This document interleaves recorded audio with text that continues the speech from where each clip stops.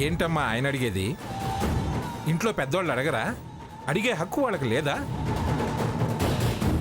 అయినా అదేముంది, జిమ్లో ఉండాల్సినవన్నీ ఇంట్లో ఉన్నాయి కదా, ఇంకా జిమ్కి వెళ్లాల్సిన అవసరం ఏముంది అంది.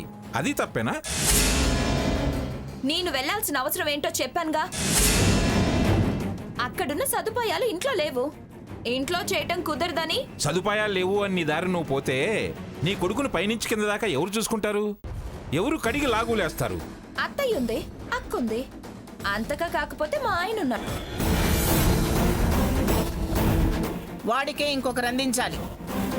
వీడి పనులు వాడేం చేస్తాడు? ఎడం చెయ్యి కుడి చెయ్యి అనుకోకుండా అన్ని పనులు వాడు చేస్తాడా? అయినా నీకన్నా ముందే వాడేటో ఎగేసుకుని వెళ్ళాడు.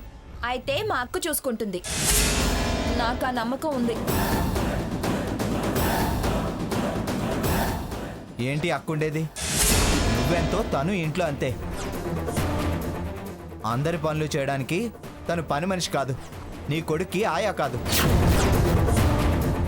అక్క అంట అక్క. అక్క అన్న విషయం అన్ని వేళల్లో గుర్తుంచుకోవాలి.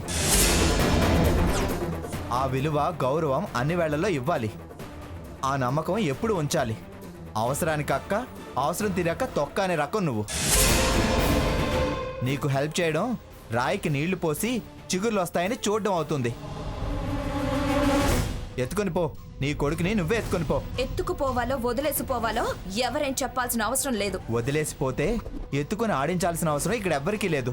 వాణ్ణి అడ్డం పెట్టుకొని నన్ను కట్టడి చేయాల్సిన అవసరం లేదు. మీరెవరు చూడాల్సిన అవసరం అంతకన్నా లేదు.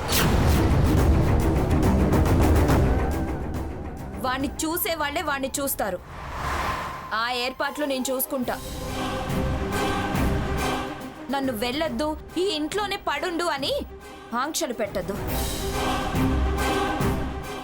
నా సంతోషం చూసి కళ్ళల్లో నిప్పులు పోసుకుంటున్నారు. నా సుఖం చూసి ఓర్వలేకపోతున్నారు. ఏడుపు మాలిన తనం చుప్పునాతి తనంతో చూడొద్దు. నా కొడుకుని ఎవరు చూడొద్దు, ఎవరు ముట్టుకోవద్దు. మీ ఏడుపును పడుతూ మీరు గీసిన గీతల్లో బ్రతకటం ఉండాల్సిన అవసరం నాకు లేదు.